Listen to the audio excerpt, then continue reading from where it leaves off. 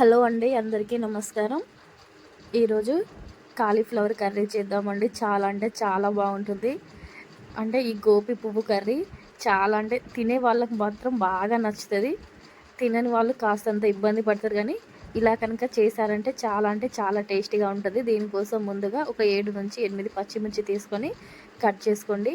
అలాగే 2 పెద్ద సైజు టమాటాలను కూడా చూపించిన విధంగా కట్ చేసుకోండి. దీంతోపాటు 2 ఆనియన్స్ కూడా కట్ చేసుకోండి. అలాగే కొత్తిమీర కూడా కాస్తంత తీసుకొని కట్ చేసుకోండి. చాలా సింపుల్ అండి, ఈజీగా చేసుకోవచ్చు. మీరు ఫస్ట్ టైం కనుక మీరు నా ఛానల్ చూస్తే ప్లీజ్ అండి నా ఛానల్ని సబ్స్క్రైబ్ చేయండి. అలాగే లైక్ చేయండి, షేర్ చేయండి, కామెంట్ చేయండి. దీంతో పాటు గంట కూడా కొట్టండి.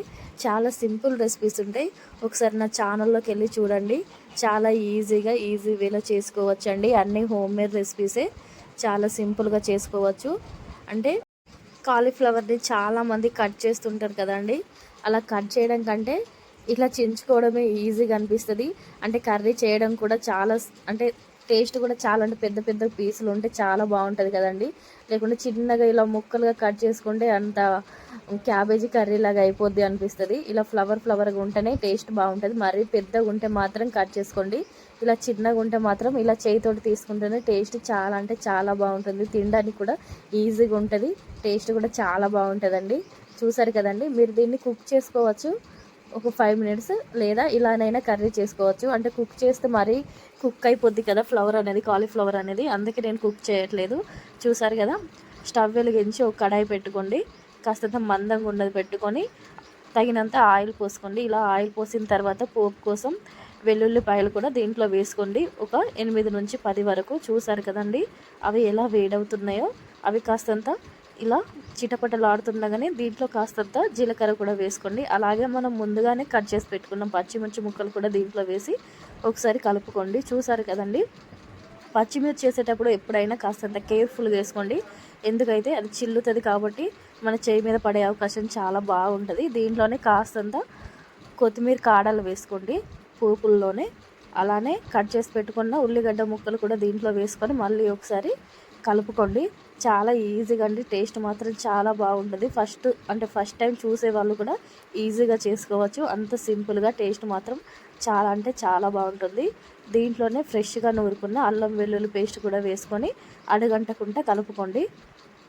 ఇవి కాస్తంత ఫ్రై కాగానే దీంట్లోనే మనం కాస్తంత పసుపు కూడా దీంట్లో వేసుకొని మళ్ళీ ఒకసారి కలుపుకోండి. అలాగే మనం ముందుగానే కట్ చేసి పెట్టుకున్న టమాటా ముక్కలు కూడా దీంట్లో ఇప్పుడు యాడ్ చేయండి. చాలా ఈజీగా అండి, టేస్ట్ మాత్రం చాలా బాగుంటుంది. అంటే మీకు కాస్తంత టమాటా ముక్కలు తినాలనుకునే వాళ్ళకి ఇలా పెద్దగా కట్ చేసుకోండి. వద్దులే అనుకునేవారు చాలా చిన్నగా చాట్ చేసుకుంటే సరిపోద్దండి. చూసారు కదండి, కాలీఫ్లవర్ కూడా దీంట్లో వేసుకొని ఇలా మొత్తం కలుపుకోండి. స్మెల్ మాత్రం చాలా బాగా వస్తుంది ఇప్పుడు, అంటే మనం చేస్తుంటే కర్రీ. చూసారు కదండి, ఇలానే ఒక 5 నిమిషాల పాటు సిమ్లో పెట్టి కుక్ చేసుకోండి. చాలా సింపుల్గా. ఫస్ట్ టైం కనుక మీరు నా ఛానల్ చూస్తే ప్లీజ్ అండి నా ఛానల్ని సబ్స్క్రైబ్ చేయండి. అలాగే లైక్ చేయండి, షేర్ చేయండి, కామెంట్ చేయండి. చూసారు కదండి, ఒక 5 నిమిషాల తర్వాత మూత తీసుకొని మళ్ళీ ఒకసారి కలుపుకొని దీంట్లో మనం పచ్చిమిర్చి చేసాం కాబట్టి అంటే కారం ఎక్కువ వేసుకోవాల్సిన అవసరం లేదు. టేస్ట్కు అంటే కలరింగ్ కోసం కాస్తంత కారం, అలాగే తగినంత సాల్ట్, దీంతోపాటు కాస్తంత గరం మసాలా కూడా దీంట్లో వేసుకోండి. మీకు ఇష్టం ఉంటే వేసుకోండి, లేకుంటే లేదు. ఇలా కాస్తంత గరం మసాలా కూడా వేసుకొని మళ్ళీ ఒకసారి కలుపుకొని ఒక 5 నిమిషాల పాటు మళ్ళీ మూత పెట్టుకోండి. 5 నిమిషాల తర్వాత మళ్ళీ మూత తీసుకొని దీంట్లో కొద్దిగా, మరీ ఎక్కువ వాటర్ అవసరం లేదండి, కొద్దిగా ఒక చాయ్ గ్లాస్ నిండా వాటర్ పోసుకొని సిమ్లో పెట్టుకొని ఒక 10 నిమిషాల పాటు మూత పెట్టుకున్నారంటే కర్రీ అనేది చూసారు కదా ఇలా దగ్గరికి వస్తుంది. ఇలా దగ్గరికి రాగానే కాస్తంత కొత్తిమీర వేసుకొని స్టవ్ కట్టేశారంటే ఎంతో సింపుల్ అండ్ టేస్టీగా ఉండే cauliflower curry ready.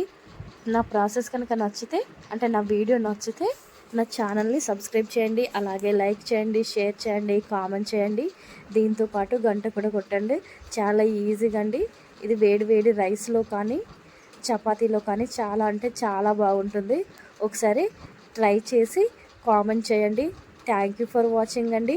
Please support చేయండి.